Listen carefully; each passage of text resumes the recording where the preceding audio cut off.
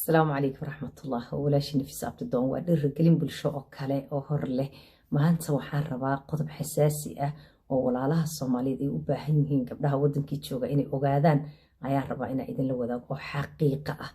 okay wax walba aniga aan ka hadlo cilmi baaris ma ahan oo waxa loo yaqaan practical skills waxa aniga aan sida dhabta ah ama aan u arkay oo waxa weeyaan aan goob joog aan u soo ahaabaan dhihi kara saddex arrimood ayay gabdhaha wiilasha Soomaaliyeed ku doortaan qurbaha jooga ee balqabso saddexda haddaad iska tiirisan waan hubaa inaad adiguna noqonaysi valuable saddexdaas waxa weeyaan gabdhaha qurbuhu waa gabdho xayi ah waa gabdho kartile waa gabdho soo jabay waa gabdho maxaa la yiraahdaa garanaya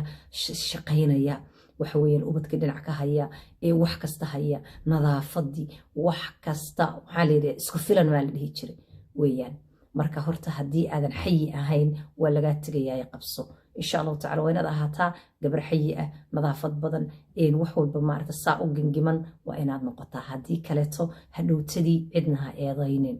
taas waa qodobka koobaad qodobka labaad waxa weeyaan xaqsoor gabdhaha qurbuhu waa gabdhaha xaqsoor markaan ku leeyahay waxa weeyaan waxaad arkaysaa qurbaha wadankii waxaad arkaysaa gabadhu marka ay maaragtay ka soo qaad sample yar baan soo qaadaya marka ay wax samayso ilmihii oo qatan oo waxa weeyaan aynan safe garaynin ayaa waxay samaynaysaa ninka inay safe garayso this is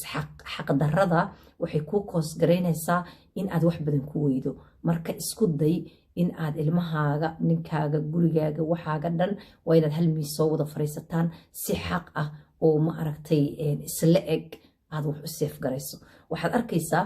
ilmihii baa dalac bilaash loo karinayaa ninkiina dhayla loo karinaya meel baa lagu daboolaya that is not fair waa inaad hal wax wada samayso miis la wada fariisto ninku marka uu ilmihiisa la fadhiyo oo uu maxaa la yiraahdaa la cashaynayo la qoslayo isku si loo safe garaynayo isku maaragtay adiga iyo asigii ilmihii aad wax wada cunaysaan way farxad gelisaa ma ahana markaad asaga inta wax walba u qariso ilmihiina dalac bilaash iyo baahi ku disho waa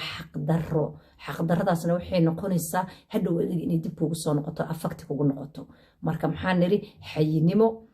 xaqsoor midda ugu dambayso xanaano gabadha qurbuhu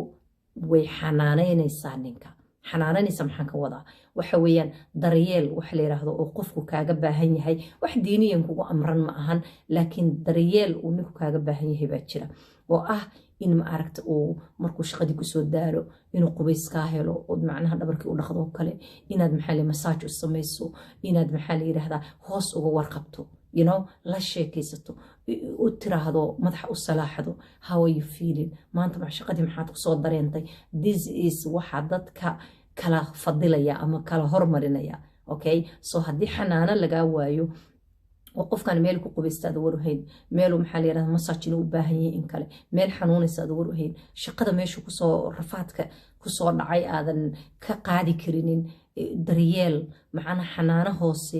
mixnay inaad soo dhaweyso qofka aadan ka helinin oo aadaba ogeynba xilligu guriga yimid xilligu baxay waxa uu soo qabtay ciduu la kulmay sida maanta uu stress u yahay midna aadan ka qaadi karinin waxay noqonaysaa qof xanaaneeyo qof ku doonanaya walaashayda Soomaaliyeed saddexdaas ka fiiri xayinimo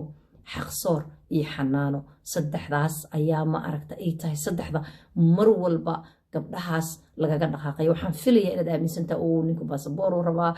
saan uu rabaa arintu sidaas ma ahan sababtoo ah waxa waan u koorgalnaa annaka waxaan nahay dad bulshada ku jira oo waxa weeyaan maalin walba dhibaatooyinka ama waxyaalaha dhacayana la soo wadaaga taas way baan fiidiyowga uga sameynaa in ma aragtay aad ogaataan xaqiiqada meesha taalo nin walba marka kula hadlo wuxuu ku leeyahay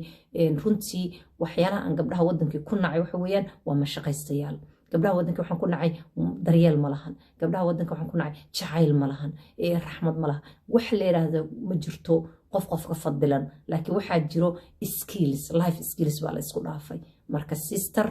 wake up saddexda arrimood hadii laga helo agtaada lagama dhaqaaqayo guliga gabadhnimo idin rajeynaya السلام عليكم ورحمة الله وبركاته.